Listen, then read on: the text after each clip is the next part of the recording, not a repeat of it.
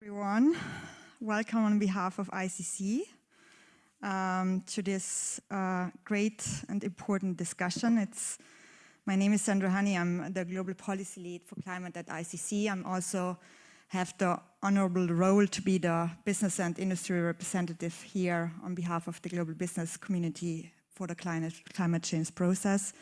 So it feels like a good break from the intense negotiations. I'm just coming out from adaptation discussions where the heat and pressure is rising. So I'm glad that there are some important discussions also outside the room happening.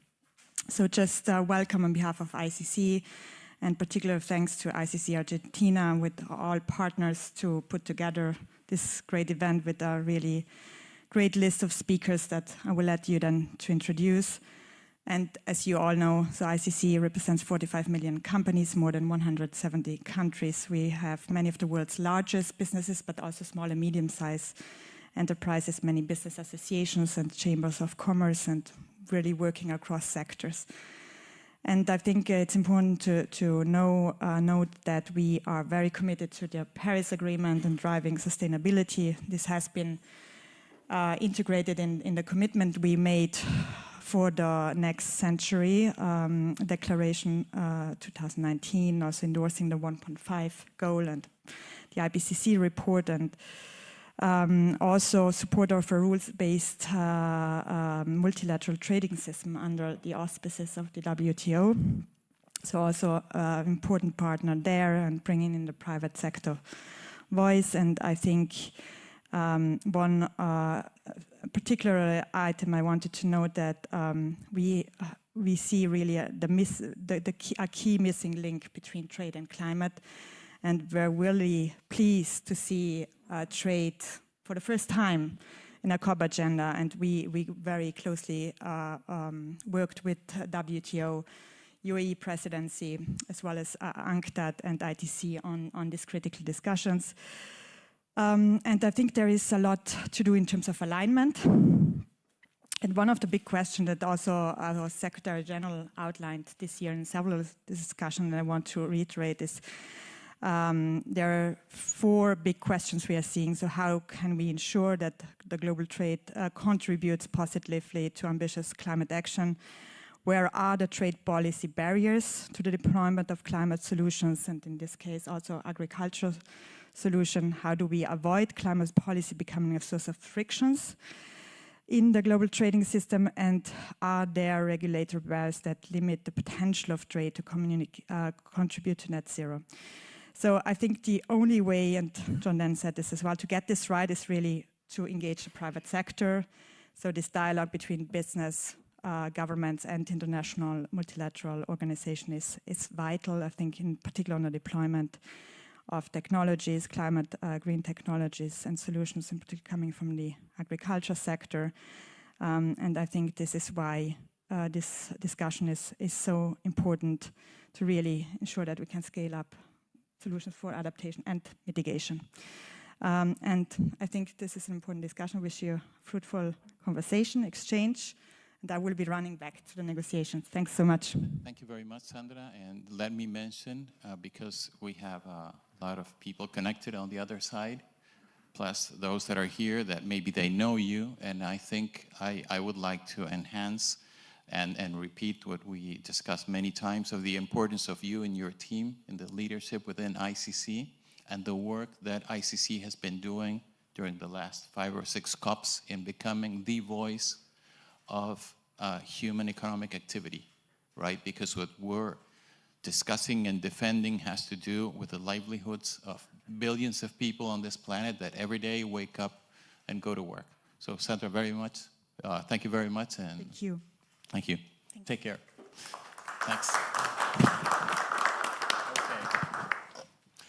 Okay, thank you very much. And today's panel has been organized, this event has been organized by ICC Brazil, ICC Argentina, and the ICC Agri-Food Hub, plus another organizations, one of which is GPS. And GPS is a network of organizations in the agribusiness sector in Argentina, Brazil, Paraguay, and Uruguay. And also the Argentine Rural Society is part of this activity, and the Buenos Aires Grain Exchange. So the idea behind this panel is to have a discussion between the EU or Europe and our countries and the Americas in general, and to discuss what is it that implies the global trading system and sustainability within trade, and how that should not affect the capacity of humanity to comply with the 1.5 degree trajectory. So today in this panel, we have 4 really very, very important speakers from great background or current leadership in their organizations. We have Ambassador Roberto Azevedo, who had a great role as leader, as General Director of the World Trade Organization in the defense of the principles of global trade, and we'll hear his presentation, which is extremely interesting. Then we'll have 2 farmers from very important organizations. Alex Peterson, who's the chair of the U.S. Dairy Expert Council, and Marcos Pereda, who's the vice president of the Argentine Rural Society. And to end in that vision of a European large company, we have Mario Cerutti, scusa, Mario Cerutti di Lavazza, who's just one of the greatest leaders in the coffee industry globally. So, so in today's panel, the idea, okay, there it is to discuss these new trade rules or regulations that are arising around climate change and these new requirements, right, that are shaping this global scenario. So we propose to talk about the opportunities and challenges that the farming and livestock sector will face, especially around these 3 main areas, right? First is the international standards and regulations to access international markets. The second one is how our farmers can modify their production methods, understanding greenhouse gas emissions and carbon sequestration in order to comply with these new regulations. And the third one has to do with investments, right? On how to make access to capital at costs, at weighted average capital costs that are competitive and that generate the necessary opportunities. And so before I pass the microphone to today's speakers, I would like to follow us in this vision, that probably you have seen this slope, right? And this slope comes from the initial idea of this came from IPCC's 1.5 degree report of 2018. But this one in particular was done by ICC and what's called the SME exponential roadmap. What we see here is that these sectors, energy, industry, buildings, and transportation, have to go to zero emissions, zero net emissions by 2050, right? In the middle is 2030, which is around 45% less emissions. But if you look at the yellow line, it says food, right? So that's our sector. We're supposed to more or less maintain the same emissions we have now, but instead of feeding the number of mouths that we feed today, it's a huge increase in headcount, in human headcount, and also a large increase in quality, right? It's incorporating maybe 2-3 billion people into the middle class. But on the bottom of this chart, you see how nature-based sources are today a source of emissions, right? Through tillage, deforestation, and other sources. And this vision of the 1.5 degree trajectory requires that we transform our ecosystems into huge carbon sinks. And that's why this dark green section is below zero. So that's the greatest challenge. I mean, it's a huge challenge to go from energy to zero emissions, but I think it's a much greater challenge to continue to feed humanity, at the same time decrease emissions, and incorporating mountains and mountains of carbon in our ecosystem. So I would like to ask Roberto to start and to generate that vision of trade and the multilateral trading system, how critical it is for us to work on that activity. So somehow, I think I'm not doing something right, but there it is, Roberto. And if you prefer to be standing, I think you can...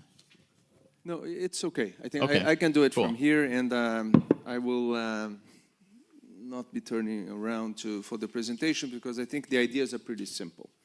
You know, I come to the COP and people are talking about, you know, the different paths and the different tracks that we have here. One of them being the official negotiations, and every time we talk about it and every time we hear about what's going on in negotiations, I have to tell you, I don't leave Dubai very optimistic.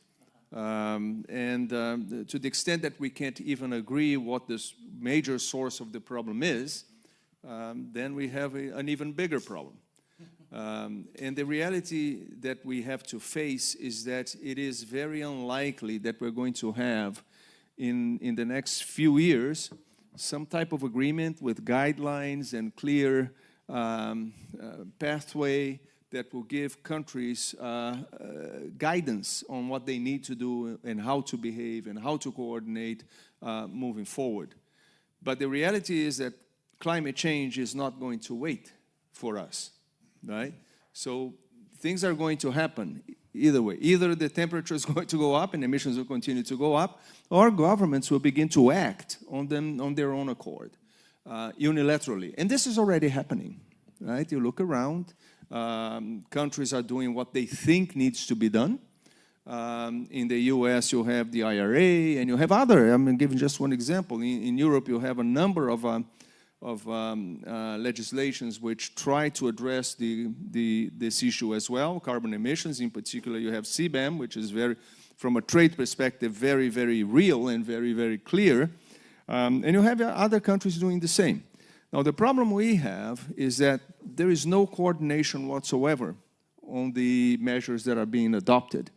And I have to tell you, some of the measures are, frankly, disputed by other members, right? By other countries. They're saying, okay, no, this is not the way. I mean, you're doing this, and by the way, you're protecting your producer, you're protecting you're supporting your producer, and you're introducing asymmetries. You're introducing imbalances, and you're upsetting the level playing field of competition. So I'm going to respond to that.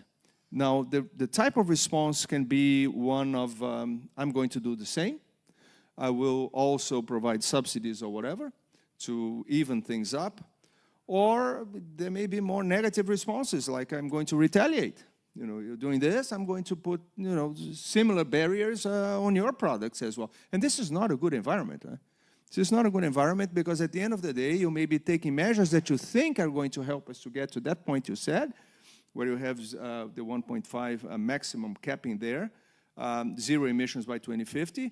But you may then be provoking other measures that will be offsetting those, going precisely in the different direction. So this is not the path we want to be on. And then you say, okay, if countries are taking action, is there any body of guidelines internationally agreed that can give us some guidance at this point in time?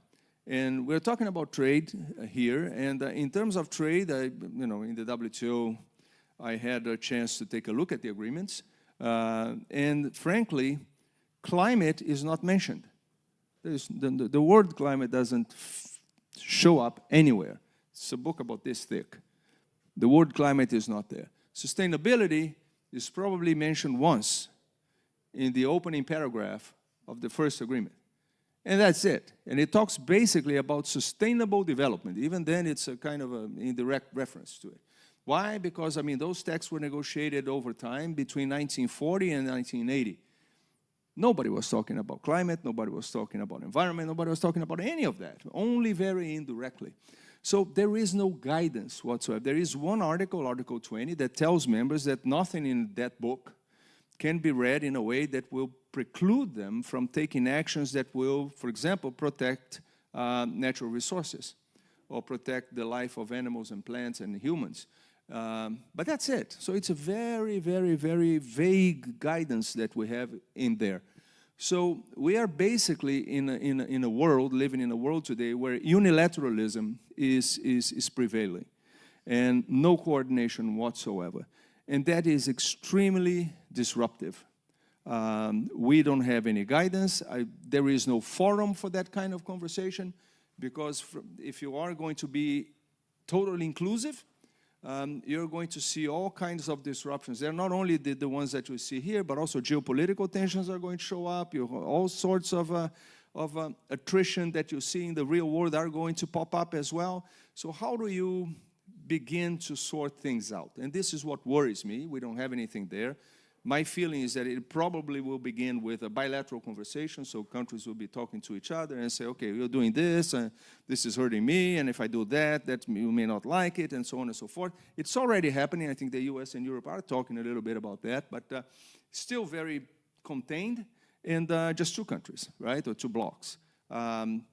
You need to be more inclusive, but if you are more inclusive, who do you bring in that conversation? Is it a regional agreement? Is it something like the OECD? But if you're at the OECD, whole continents are out of it, like Africa, for one. So it's very challenging, it's very worrying, and I feel that my presentation doesn't give you much answers other than to say, we have a problem.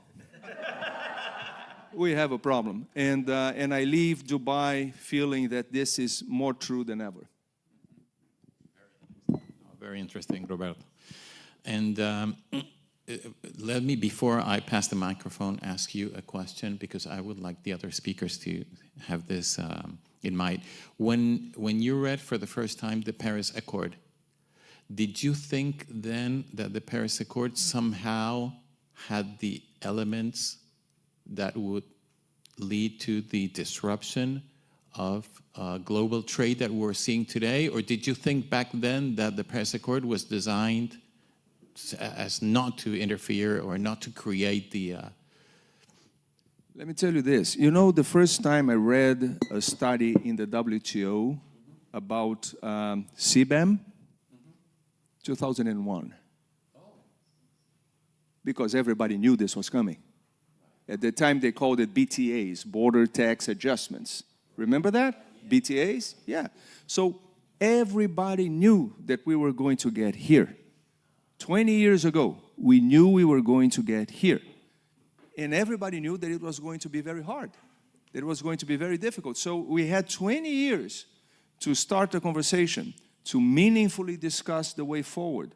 How do we address this? And those 20 years went by, we didn't do anything, and now countries are doing it out of their own volition. There is no coordination, there's no talk, there is nothing. So usually you have conversations and you have coordination moving forward when situation is so dire, so somber, that you don't have another option. You really have. And my hope is that we will avoid that, and that people will realize that we need to have this kind of conversation before we're over the abyss, and there is no way back. So that's the reality. So I think it was pretty much predictable. We just didn't do anything about it. Right. Yeah, you're right. That's a very interesting vision of this difficulty that 20 years ago, it was already on the horizon. So, Alex, I would like to go to you, and as U.S. Dairy Expert Council, if you can, before we go on to your farm or dairy farm activities and sustainability, if you can tell us your vision as chairman of this important organization on how you're seeing global trade and the difficulties, and how you're preparing in-house for this challenge. Yeah, so I would love to follow the ambassador with a contrast of good news, but unfortunately, I think I dovetail pretty neatly behind what his response is, and that's that how we've kind of been posturing. And I think as you come to COP, you kind of have an idea of what you'd like to see and what you'd like to see happen. But for our industry, it kind of starts with what we've done in background work, which fits into your point precisely, in that kind of unilaterally, as a U.S. dairy industry, we've seen this coming, as everybody has, as a response to consumer demands, customer demands, the sustainability of the planet, and the forever idea that farmers have that we have to do more with less inputs, which is a natural sustainability story. But as you add the context of why we're here, you're adding kind of some new elements. But the base theory has always been there for farmers. Anytime you get into a price cycle where you're in the red, so how do you try to get to the black? And a lot of times it's getting more efficient, which always does help. But what we've kind of done as a U.S. dairy industry is take our own initiative, which is, okay, how do we get in front of regulation that's going to be hindrance and prove that we can do things, with the carrot as opposed to the stick? And we've seen the beginnings of a lot of good successes in that. And as an industry, we know that we have to find financing to start these projects up front, because just like anything else, almost every new practice starts with a very high upfront cost that farmers, collectively you can invest in kind of strategic points. And then you do that with the hope and hopefully some good hypotheses that we can scale that to a point where it does become financially feasible for farmers to self-invest and go forward. So we've had, whether it's Pathways to Net Zero, Dairy Scale for Good, these are programs that we've kind of self-funded, but are just kind of Kickstarter programs, which helps when you start to see a little success with that. The government, Secretary Vilsack, USDA, is a lot more willing to step in and say, hey, that's a great idea. We can support that. When you start to show a little success, people are quick to jump in if they think that a quick success will come following, that investment.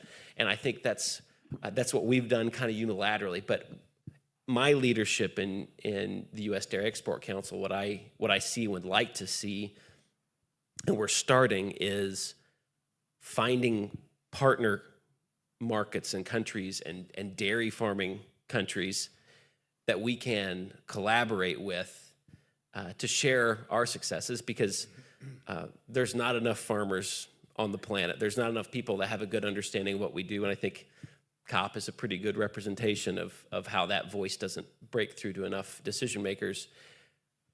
But if we can get more people on the same page, it's not just dairy products that we trade, it's that best practices, it's that advancement of the entire industry and building demand for something, which is what we hope to do. When we go around the world, we want to build demand for one of the most nutritious food products there is. And that helps, obviously, us. We're not Santa Claus. We're not here just to give. That helps us. But it also helps those industries in those markets. Because if there's demand for something, obviously there's a competitive advantage to who lives there and who's producing that product there. And we're not selling the whole mix everywhere in the world. Transportation is a factor.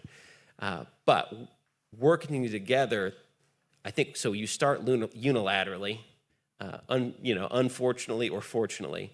But if you want to go fast, you go alone. If you want to go far, you go together. And I think we're to the point now where I think we're a half a step in the right direction, that we need to do a better job of pulling in everybody else and saying, what have we invested in and proven that you can use? What good ideas do you have that I can use? My grandparents' generation, they knew everything about what was going on the farms in their community, like at the local feed mill. My parents kind of understood what was going on at the farms in our state and region. We have iPhones. I know I could find out what's going on in your farm in Argentina, and you can see what's going on in my farm. So we have these millions and millions of research farms are across the world now, and I think we're figuring out better ways to communicate that, and best practices can be translated a lot quicker and a lot faster. And Bob Johansson is from a firm in California, but had a really good thought that the future is already here, it's just not evenly distributed. And I think that that's a really fair point. Somebody somewhere has done something, and farmers especially, out of necessity, we innovate. Somebody somewhere's got a good idea. And I think time, in the 2020s, those ideas can be replicated a lot quicker than 10 years ago. So there's a little bit of hope there, maybe, but that's kind of where I would start with, Martin. Yeah, great points, and I really like that vision that today is the time to work together globally on, and even beyond, as you were just mentioning, beyond the farm fences, right? How to interact with the other links of the value chain and how to grow forward. And going to Marcos, I think an interesting point that you just made is on self-investment, right? How farming globally, and yesterday at one of the presentations at ICA, it was mentioned how for very small farms globally, it's either their own money that they put at risk, or no one will come and say, okay, we have a loan or we have some sort of financial support. And well, in Argentina, of course, we're experts in that because the interest rate today is around 200% per year, which is something that makes things very difficult to go to a bank for a loan. And so it's well under inflation. Right, of course. But the thing is that our production is lower than both. Yeah. So Marcus, I'd like if you can give us that vision of the Argentine Rural Society, an organization founded in 1866, which is a long time ago. You're right. Well, let me give you just a panorama of what our organization was and what it has to be, because we, as you said, have to be a global network. But so in a way, we need to be the transformers of our farmers' culture somehow. It's a big challenge. We, at the time in 1886, put Argentina's meat in the world, and it was the best meat in the world also. Well, now our association, has gone through many different situations, and we're in a process of transformation, as I just said. And I've been hearing both of you. It's very interesting. I believe, if we don't work together, but also with the people who are the great emissioners, they are the ones that need to come into this big picture. Landowners and farmers are the ones that can be a global sink. We saw this in your presentation. The only way to do this is, we need to be like farmers of carbon somehow. We need to balance farming carbon and farming food. So how do we do this? We have to create markets for that. This is what Article 6 is all about, isn't it? So long as we don't have the big emitters, the fossil energy producers, and we all, in some way, use a fossil energy.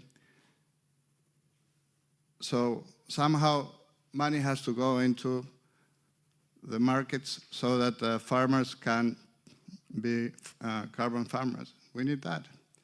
But we must not, we should keep producing food as well. So we have to balance that. There must be a market for food and a market for carbon. The world functions in a capitalist way. If we don't convince them to just do things better because there's a price, there's a carrot, there's no stick, sticks don't work. You said it well. It's going to be a mess if we have sticks. It only works with incentives. So we need to align ourselves with incentives. It's a trajectory. We have to do it. I was yesterday in the panel where they were negotiating the clauses of the Article 6. It was such a mess, so many people. Impossible to get everybody on board. It takes time. The thing is, do we have time? So, I think the roadmap is easy. We need to make sustainability profitable. It's the only way. And this has to come through regulations. We have to understand that there is something that we're in common, that is our common house, and we have to take care of our common house. Until now, it wasn't necessary. Now it's necessary. I don't know if this is good enough. No, very interesting, very interesting. And I like your point on that sustainability from a business perspective, right? From a strategic business and investment perspective, it must have a payback structure, right? Because if we don't do it, it won't be Indeed. enough. Of course. We will keep on repeating it, yes, and no one will do it. Yeah, yeah. While the global emitters, they keep on winning money. It's not. Of course. It's bad business. Yeah, and it can't be just keeping our balance sheets in the red, right? They must be, right, on the other end, right? They must be blue or black. It depends on where you look at it from. But I think going from those excellent points that you were just both making, I would like to ask Mario, because his company, right, which is a global leader in an ag commodity a series of ag commodities, but coffee in particular is so important. And you also have these programs you were telling us about that. Would you like to start from that end, from the farmer's end, on how you invest in sustainability and in positioning, and then go to the other end of the value chain? Yes, absolutely. Thank you, Mario. Thank you. No, in any case, me too. I had a presentation, but it's better to go more, more lively. Let me first of all just no, it's okay. Well, maybe we will distribute it and somebody will look at it. No, but we can come back on that. It's basically that is about the incoming the legislation, which actually is already there, the deforestation law in Europe, and some comments on that from the point of view of the trade. Yes or no, trade barrier, et cetera, et cetera. So that is a quite interesting one. But just to make a point on the very, very interesting point that the ambassador made, actually, I in a way, I agree that we should not really use sticks. But the key point, in my opinion, is that nobody remembers who are the guy that 20 years ago missed the opportunity. So there is no blame. There is no blame. So if I'm a politician today, why should I become worried about something that will happen in 20 years? For sure, I would personally be dead, hopefully. Otherwise, it would be too boring for everybody. So if I don't even have to defend my historical performance, who cares? Who cares? So, of course, I will go after something that will happen tomorrow morning. The usual stuff everybody talks about, the interest for the politician to be just working in the next 3 months, the same as the big corporation in the stock market, and so on and so forth. But this is, in my opinion, the key element we have to break. Because if we don't create, first of all, the interest, some kind of interest for the political people to take care of that, and one can be just the historical memory, they say, oh, that was really a very bad, because it missed the opportunity to do something for the world 20 years ago, 10 years ago, 50 years ago.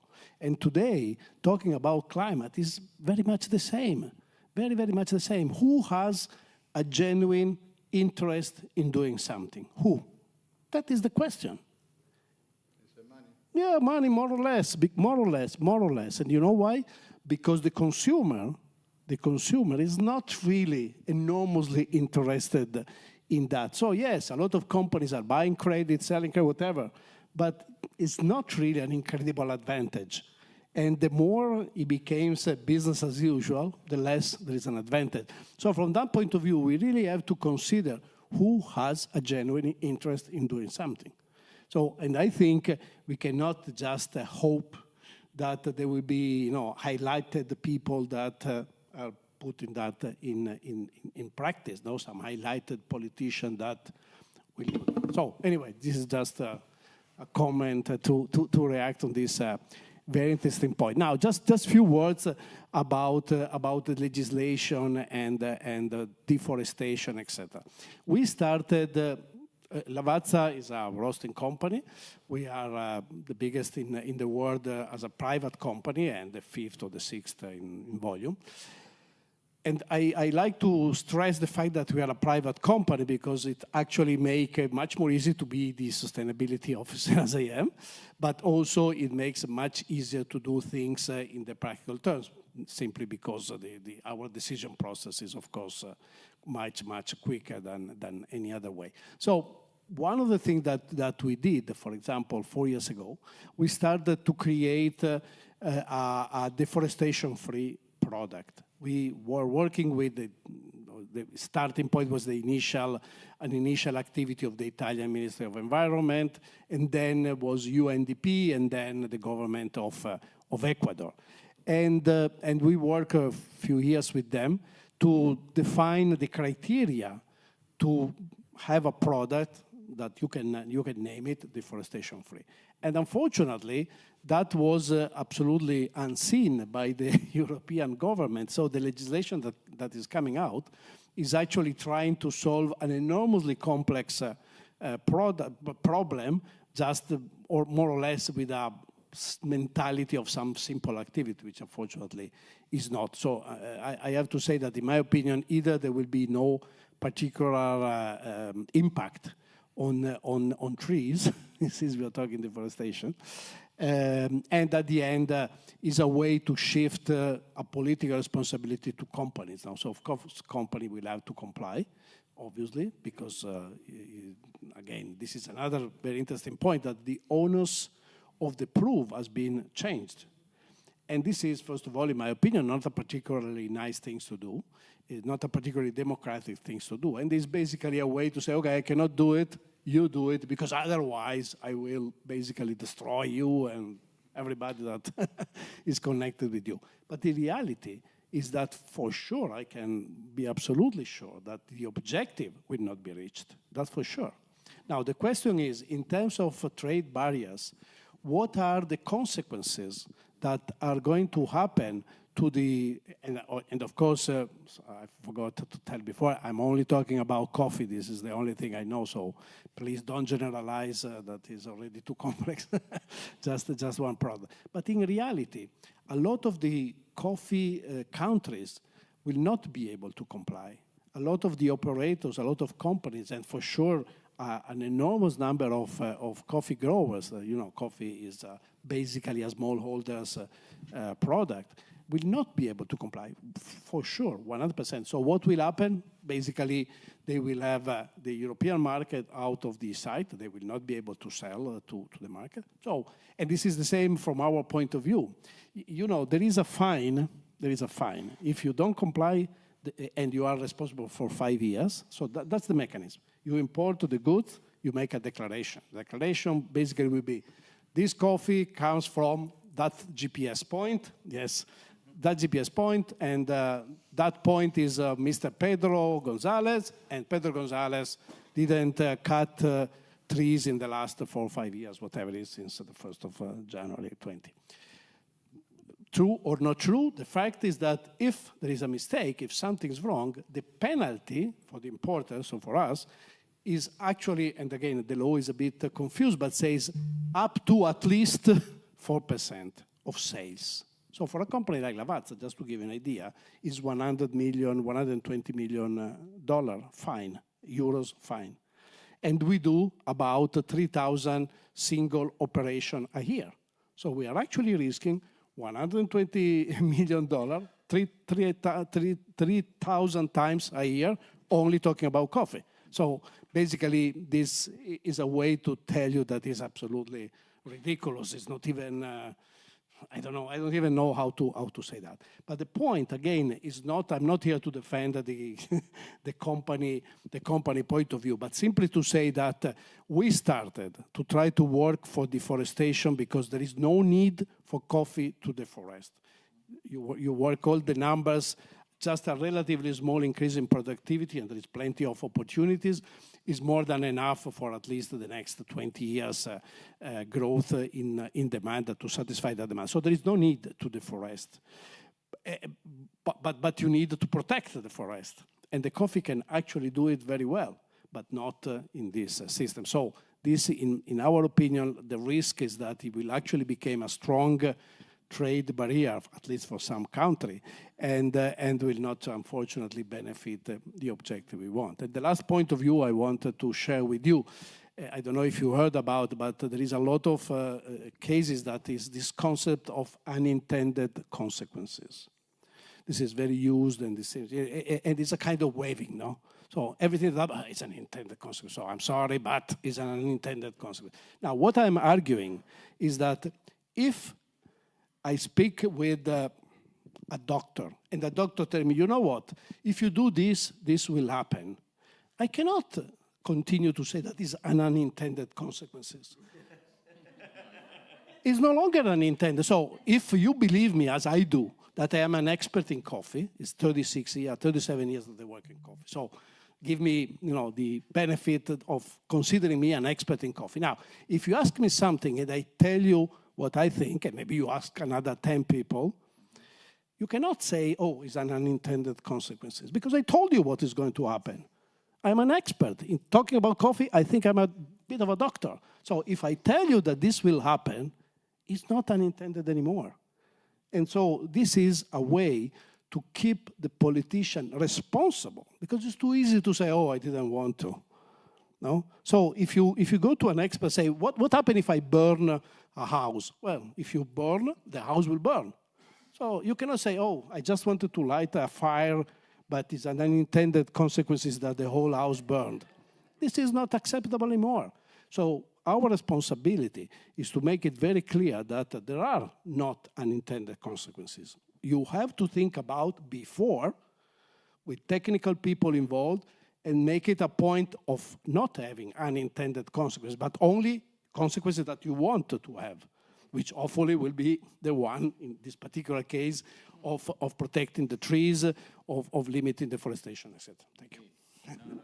Very interesting, Mario, very interesting. And I would like to go from that idea that you're leaving this great vision of unintended consequences coming from politicians designing policies like the CBAM or this other deforestation-free vision of the fine. And I would go back to Roberto. I would like to ask you if, from a WTO perspective, from your experience in the global multilateral trading system, since climate change is about investments, we saw during the last 2 years the publication of 5 or 6 documents of very relevant organizations that explain how the total investment in climate change will range from $130 trillion to $270 trillion, which are monstrous numbers. Did you think when that from a WTO perspective that these unilateral trade barriers would impact so dramatically in investments and in the capacity of the global real economy world to deliver the necessary resources to where it's needed? Or how do you see that link, right, between investments, capital cost, and climate change or these unilateral regulations on? Yeah, well, first, it's clear that governments don't have that kind of money, right? So they're not going to do it, right? So that's clear. International financial institutions don't have it either. So at the end of the day, it's going to be the private sector, the productive sector that will have, like you said, that you were doing for a while with the help from the government, but you were doing that spontaneously. Now, for that to happen, you have to provide the right stimulus. You have to provide the incentives for the producer to shift in that direction. And then if every single one, those millions of producers in ag, but also in industry and in other areas, begin to make that kind of investment, if you add that up, then you can get to that kind of money. But otherwise, it's not going to happen. Now, the problem that I see today, to some extent, is that, for example, you gave the example of the doctor. The doctor said, okay, these barriers are going to come, so you have to take your medicine so that you are not affected by those barriers.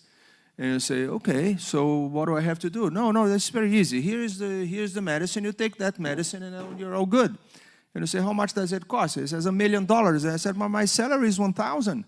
How am I going to pay for $1 million like that? And you say, well, that I don't know. That I don't know. So that's the situation too, right? Because at the end of the day, they don't have the resources to do that. And I'm talking about countries, many countries who are developing countries and some who are very poor. And they are not going to have those kind of resources. So how are you going to prescribe that medicine? So it's pretty easy, just transition to regenerative agriculture, sequester a few carbon, and that's good. You know, you're fine, you're good. It's a doctor. I can't do it by myself, I can't do it. So that's one thing. The other thing that I think is very important, you were talking, for example, about the efforts that were being done in the dairy industry in the US and everything. The dairy industry is very different from country to country. And not only the dairy industry, the meat industry is very different from country to country. The cows are created in completely different ways. Some are confined. They eat industrialized, how do you call it? Feed, yeah. And others are just out there, you know, eating grass and living out there. The metrics for calculating the carbon footprint for a cow in the northern hemisphere, in the southern hemisphere, completely different. So I think that's the kind of discussion that either you are more granular about it and you do it on a scientific basis, or you're going to sow mistrust. People are not going to believe it. They're going to say, oh, this is just protectionism. You know, you're just protecting your industry. You're not even interested in listening to me. You don't want to hear me. You know, you just want to introduce your measures and you want me to somehow comply, and all of a sudden, the principle of differentiated responsibilities is upside down. Because then I have to pay for the transition, not you. I'm the one who's paying for the transition. So politically, this is very sensitive. And you have to be mindful of those distortions and the consequences, intended or not, of the behavior that we see sometimes when people just don't want to hear. They think that they have the truth and they know what to do and this is what needs to be done, and you just conform. It doesn't happen like that. I would just please say, go ahead. I would just say that I have the truth, I know what to do, and it needs to be done. No, I'm just kidding, Ambassador. So I think, so that's the common thought is, U.S. dairy is, large, commercial, efficient farms. Like my farm is 150 cows on a pasture-based system with, some silvopasture and. But I think that's what the beauty of the U.S. is we are big enough and diverse enough that we do have just about every type of dairy around the world. Mm-hmm. We have that kind of microcosm somewhere in the States. And that's honestly what has made our progress a little more difficult, because it's not, the one cookie cutter option. And I think that's where it's going to help as we partner with other parts of the world, because no matter if it's Argentina or developing dairy countries, as we probably have a system that's very similar to theirs, and I think I'm a farmer, so I have to be more optimistic because I work in a generational business, and I haven't been in government, so I'm not totally jaded yet, but we. Don't make me go there, Marcus. But the hope is you invest in these things, and just like 20 years ago, a flat screen TV was something that very few people could afford, and now we all have flat screen TVs in our pockets. Everywhere in the world, essentially. And so I think things can scale very quickly, and a rumen is a great example of an archaic technology that can be used to function incredibly well, no matter where you are. And the principles are the same. Just like we all use wheels to get here. It's ancient, but it works so well, and that's why we keep using it. And I think, and that's why it's such a great solution for where we're going. But I think we do have quite the hill to push the boulder up to get there. No, Alex, great point. And I really liked Roberto's point on trust.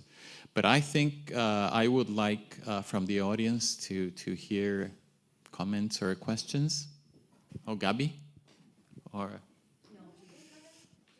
please. Thank you. That's very kind of this lady, because she's had her hand up for ages. So very, very quickly. Indeed. Sarah Mukherjee, I'm Chief Executive of a Global Institute for Sustainability Professionals. Apologies for not being here to begin with, but I'm just wondering, I haven't heard TCFD or TCND being talked about. Now, I advise quite a few big retailers in the UK. There's a feeling this is a kind of depth charge which will blow up in a lot of people's faces soon, because climate-related risks are immense for the agriculture industry, and when suppliers have to start using that in their annual report. So I'm just wondering what your thoughts are. And on the point about collaboration flat screens, people want flat screens. Do they necessarily want low-carbon food? And how do we push that consumer demand as well? Thank you. Well, you know that the idea behind this panel, when we started discussing how to put it together, was specifically around risk, about transition risk, how all these elements, right, the IRA or the CBAM or the others, what they are really doing is maybe increasing the capacity inland to mitigate emissions, but creating such enormous transition risk for the other countries, for the other farmers, for the other industries, the others, right, that it makes almost impossible for those financial resources to go to those countries. I don't know if any of you, okay. Then let's go to Gabi. Thank you, Martín. And this has been a really refreshing conversation. Gabriela from ICC Brazil. And obviously, Brazilian companies are following this very closely, both on the CBAM front and on the deforestation as well. And I think one of the frustrating things about COP, even though it's a fantastic moment to all be together and follow the negotiations, but is that we know what the issues are, but we can't seem to find a small thread of, well, this is maybe where we start. And Mario, I think your point is fantastic. You know, we're asking the other end to foot the bill, and we're looking at very small farmers, and it's a huge, massive cost that will have to be absorbed, not only in terms of financial, but just operationally. How do you do that? And the reality is you're going to have big farmers with GPS and everything, but you're going to have the micro farmer that, you know, has his sons working, and it's really challenging. But what we've been dreadfully trying to find is, where do we start? Even, I don't care if it's a small carrot that you're beating people with, or a stage just to poke people, but we just can't seem to find one way. Is it private sector to private sector? It's just any ideas and suggestions, you know, on all of these great associations on how we can start working better, even if it's, and I know Roberto might not be a fan, but unilaterally, and to start finding solutions very practically on this issue. And happy to put ICC forward to coordinate anything that we can start thinking of solutions rather than we understand the problem. Great. Can I get that one? Yes, please. Okay. Well, in our association, what we believe, Argentina is pretty well endowed in terms of sustainability. We do no-till in 90% of our croplands. We have grasslands in our beef at more or less 85–90%. Only the finishing part goes into feedlot, into confinement. So what we're doing, and we promote, and what we, as an association, first to measure every farm individually, and after that, build with each one a roadmap as to what are the developments that have to be done. We intend to do that through a certification, and probably this will have some demand, but this demand depends on the alignment of incentives, as we all said. I mean, so long as a farmer sees that this certification, he can turn around and convert it into cash, this will work. If not, I mean, people, the first thing they say is, why should I do something? I mean, was it for me? And I'll make one final comment, then I have to run, Martín. But and I think the reason why it's so important for farmers to at least have a voice at the table as we're discussing things is Marcos and I will tell you very quickly if something is just a good theory or if it's a practicable solution that can and would be implemented. And what's the point of just talking a theory? Yeah, I mean, it may need a little more iteration, but I think there's that helps with the end in mind. But before you go, I would like you to do your last contribution to this panel. And since this is transmitted via internet and is being recorded, I would like you to leave a message to those voters in those countries that have a negative vision of what is it that we do on our farms, of our products, because in the end, it's them voting the politicians that we discussed at first that take these decisions and that create all these instruments that create a ripple effect that won't make the 1.5 degree trajectory viable. What message would you leave them? Yeah, I would say the agricultural space and farmers, and in my perspective, dairy, we have opportunity to be a tremendous sink of carbon. We have motive. We work in generational businesses. I've got the next generation on my farm that we're looking to pass on to, and generation after that. So we have that motive, and we are providing nutrition. And nutrition is not optional as we have these discussions. And nourishing people is our primary focus, and that's what makes me proud to do what I do, because I'm nourishing people and I get to care for my animals and I get to care for my land and I get to do it with my family. And that's, I think anybody who's spent time with a farmer, they know how sincere they are about those things. Great, Alex. Thank you very much. You can run, but the others have to stay. But yeah. Okay. But I don't know if there is any other comment or question from the audience that. But if not, since we're almost on time, I would like to pass the same question. What message would you leave for those people that will be hearing this this video that will be on YouTube for now? And we're seeing how last year's videos were continuously being checked this week and the week before. I don't know who wants to start with what message. Yes, I can. Mario. Yes, I can, with pleasure. Well, actually, really, I would like to address the consumer, which is basically all of us in a different shape, in a different situation.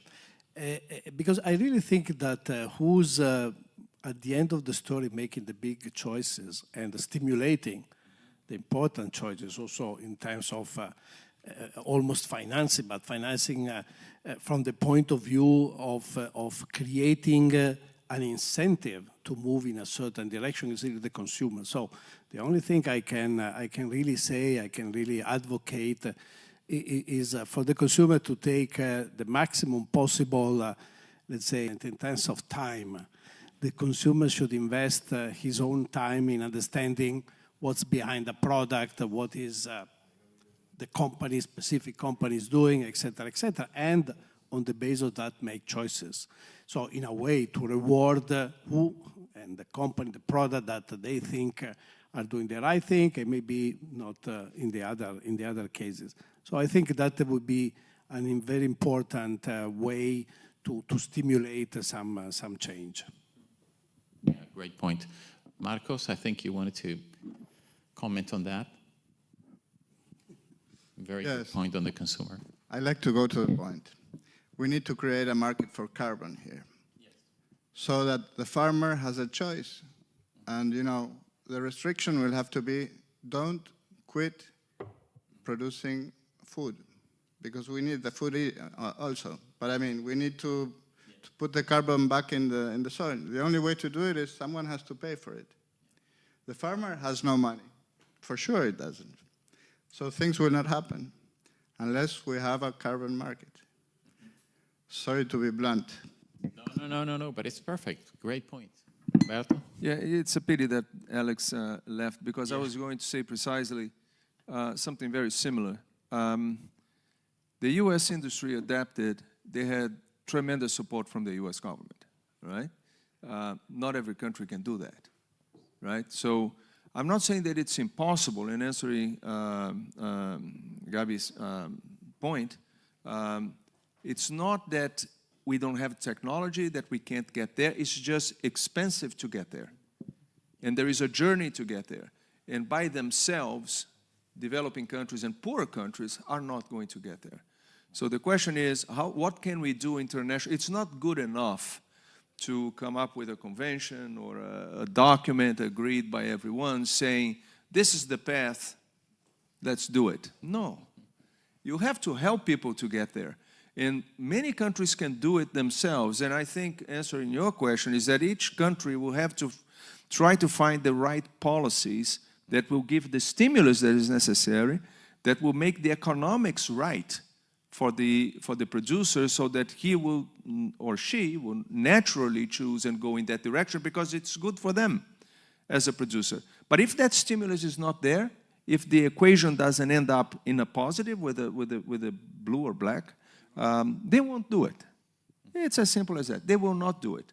So we need to figure that out. I don't know how to do it, but we need to discuss collectively approaches that will let us that will lead us in that direction. Just providing the recipe and exporting your own solution is not going to do the trick.